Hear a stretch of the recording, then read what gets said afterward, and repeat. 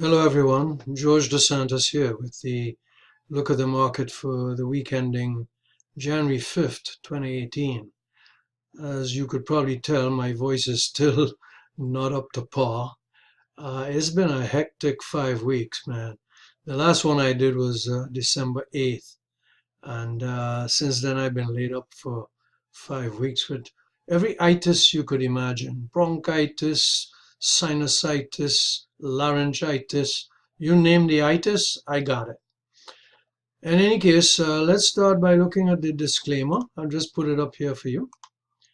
And read the disclaimer because we want you to know that this is not an attempt to give investment advice, and you should consult your investment advisor. So let's begin looking at charts. So the first chart I'd like to look at is the Dow Industrials, and we can see that that's been on an uptrend, as everyone knows. We've been hearing it all week on the news, and so we're making new highs here on the Dow Industrials. But what about the transports? So let's bring up the Dow Transports. So this is a weekly chart of the Dow Transports. And what we see is that the Dow Transports making new highs, confirming the new highs of the Dow Industrials. And of course, that's the basis of Dow theory. In other words, Dow theory looks for confirmation of the Dow Industrials by the Dow Transports and vice versa. And when you have those two highly correlated, making new highs, you have a nice basis for a continued trend, continued bull market. And let's turn to the S&P. Here's a weekly chart of the S&P.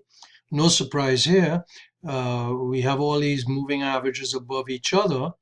So, the trend is up, parabolic below the most recent bar, and MACD trending up, and all the other indicators looking very bullish.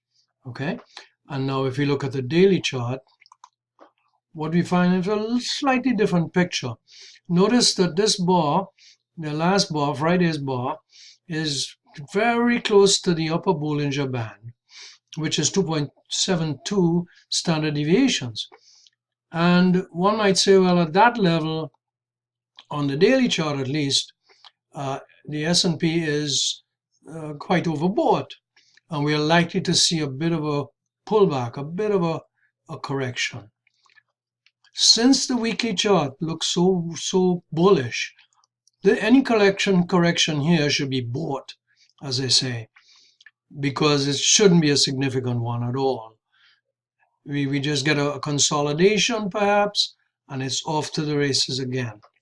And if you look below here, you'll see MACD trending up above the zero line, and all the other indicators here, RSI 12, Williams percent R, and the sum of the rate of change indicator that I plotted here with this formula I picked up, and I plotted it using the formula because I got the description of the indicator from Jerry Appel's book, one of his books. So this is all bullish. Let's take a look at some ETFs of international markets. Everyone is, many people are discussing the fact that one should have some part of a portfolio in international stocks or international markets. So let's start with EWZ. This is Brazil. And since oil prices have begun to go up again, slowly at least, Brazil seems to be picking up steam here, the ETF anyway, EWZ. If we enter another one, just the EEM, we'll see a similar kind of price pattern here. EEM is an ETF of emerging markets, and so we have a similar kind of thing with emerging markets, similar looking chart. EPI, which is India, looks very similar. So we're getting a pattern here of these emerging markets tending to be rallying here. EWA is Australia, and of course Australia is benefiting from a rise in oil as well as copper and other commodities, as we'll see with Canada, EWC. also, you see, with oil and gas, and those prices are going up, and EWC has had a nice move and looks like it will continue to go up from here. EWG is Germany, and of course that one is rallying nicely too. This is the daily chart, but you can see some gaps up here. Last one we could look at is EWQ, which is France, and even France, good old France, is looking at a rally. Now I own IXUS, and that's an ETF of a number of international markets, and I find that to be a good way for me to participate, as I've mentioned some time ago, participate in international markets. This has had a nice rally in the last week or two, IXUS. Now, let me take a pause here. Where is that thing? Now, here are some ETFs that I currently own. Doesn't mean that I'll own them next week or next month or in 3 months, but I just want to show you the kinds of ETFs I have as core holdings in my accounts.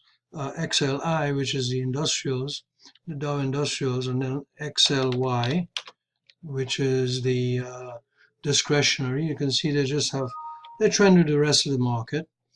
XLK, which is the technology ETF, that's had a nice move recently.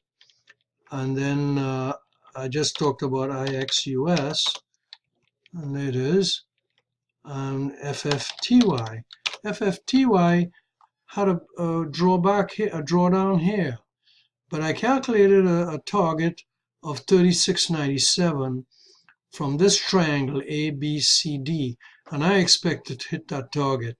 See how it's now recovering that high. It's pretty close to the high that it had over here, which was what? Which was 35.14. Now it's at 34.78.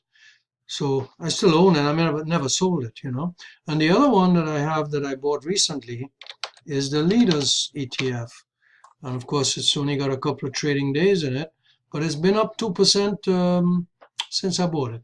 So I'm holding those ETFs. Let's look at some individual stocks as well. Facebook, I've got quite a few shares of Facebook, Apple, and Apple has made a nice move recently. Berkshire had a nice move, and then it went into a consolidation period. Hopefully it'll keep moving again. Visa is one of my workhorses, and I like it very much, as you know. And there it is. It's up nicely recently. And Baba is a new one for my account anyway. I bought Baba a few days ago, maybe a couple of days ago, but that's a new one. And then Microsoft. So these are some of the stocks that I own. Of course, I day trade, a swing trade, a couple of other stocks from time to time. Now, one that I am looking at, which I wish I had some more cash to buy, is Square. Square just broke out of a nice consolidation period here after a drawdown, and I think this has some potential to go higher, and that's Square. And I want to show you the ETF, the symbol for copper, COPX. Yeah, the copper miners. You can see how this thing has taken off recently, and that's one of the reasons that some of those international markets are doing very well, especially some of the emerging markets, because they have a great holding of most of them have a lot of raw materials which they export, you know, to more developed countries, and that's why you're seeing some of these other countries going up in value, the ETFs of these countries. Now, when we looked at the S&P on the daily chart, we saw that it was hitting the upper Bollinger Band of 2.72 standard deviations. Well, if we look at this chart here, we can see that on the regression channel, it's confirming that overbought condition. So don't be surprised to see a bit of a correction from here on the S&P. I won't be surprised. But we do have this nice tight range of the trading of the S&P, so I'm not looking to trade, you know, back and forth in here. A small correction perhaps. That's about it.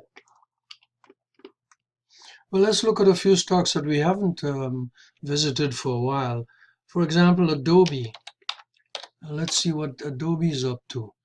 Well, it became a little oversold here. It became very oversold here. Rallied a bit, came back down here, was oversold, and now it's rallied up again.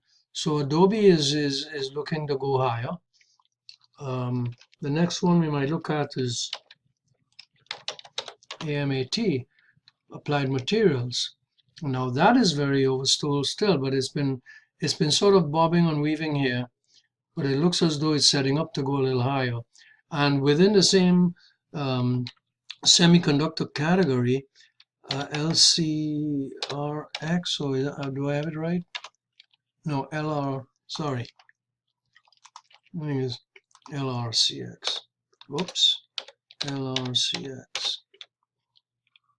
Yeah, Lam Research. You can see the same thing with Lam Research. They became oversold, and now Lam Research and AMAT, they both seem to be rallying from here. So interesting. What's the next one we look at? Netflix. Whoops, NFLX. Netflix became oversold, but now it's approaching the 90% line. It's at 81%. So Netflix had a nice recovery here. Another one is Nvidia. We haven't looked at that one in a while. And Nvidia is now at about 56%. So it became oversold. See that same pattern? It was oversold, riding the 10% line, and then it burst, it broke out. So all of these stocks are still looking good. Let's look at AVGO, which is Broadcom, and you can see that it's a lot more volatile than some of the other ones. It was overbought, became oversold, now it's rallied back again. We can take a look at some of the payment systems like MasterCard, and you can see that this one was at that 10% line, and then recently it's rallied up nicely.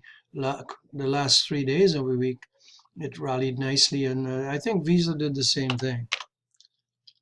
Yeah, Visa did pretty much the same thing. Now Visa is in that overbought region, but you know, it's not a stock that I trade, so I'll tolerate the drawdowns on Visa. I'm going to trade it, you know. Okay, I think I'm going to call it a night. My voice is a lot. I hope you guys had a nice holiday period. I want to wish you a very happy new year and a prosperous one. Make some serious money. Last year was a good year for me. I had one of the best years ever in the market. And a couple of reasons for that. I was totally invested most of the time. I had most of my money invested. And so that, of course, augmented the returns. And we also had a nice bull market. So we'll see how things turn out for 2018. But in the meantime, enjoy. And we are facing some real cold weather here in New York on the eastern seaboard. So we're hunkering down. Have a good night.